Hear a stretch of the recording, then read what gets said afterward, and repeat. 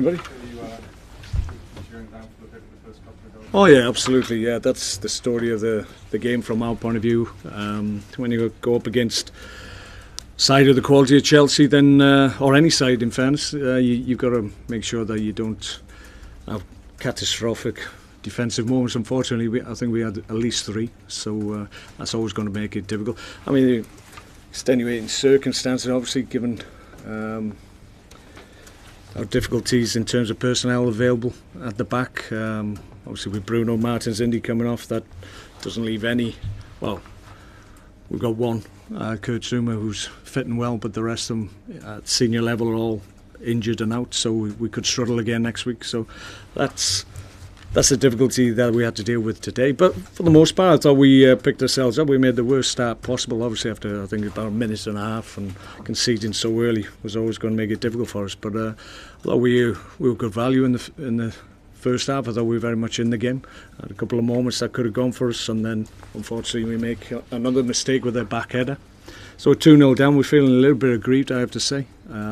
Second half, Chelsea do what they do. They're very much a reflection of their manager in terms of managing games. They were quite happy at 2-0, and we kept on going, kept on being in the game. I think maybe the management of the game could have been asked questions of, certainly by the referee. I think he allowed them just to stop the game and stop our momentum, and clearly he's made a call in terms of Alonso, who could very well have been sent off.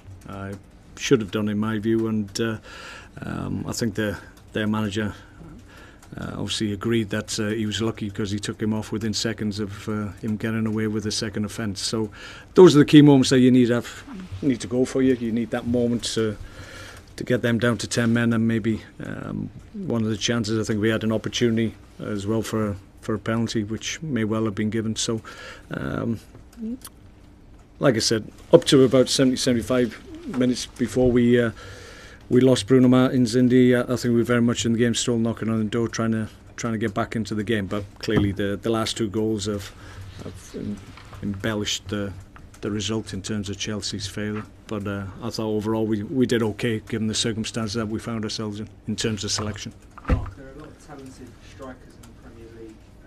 How do you rate what you saw from Alvaro? Well, if you look at him in terms of his chance conversion, I think Chelsea had about 7 shots on target, and he scored 3 of them, and they scored 4 out of the 7. We had 13 and didn't score any of them. So I think probably those stats give you a true reflection of the game itself rather than the actual scoreline. So, but he's a top quality striker, clearly. I don't know how much they paid for him, 50-60 million, was it, something like that? So you expect that level of expertise if you're spending that kind of money.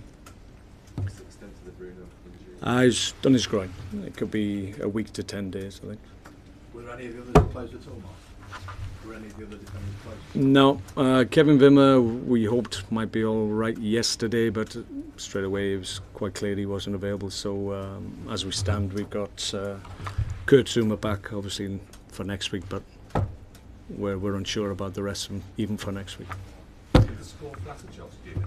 Yeah, I just said that. Yeah, I think at 2-0 we're very much in the game. I think they would have taken 2-0 towards the end of the game, but obviously once we were down to no centre-backs, they were able to put a little bit of gloss onto the performance and result that they made. So it is what it is. So we did okay up to a point, but you can't win Premier League games if you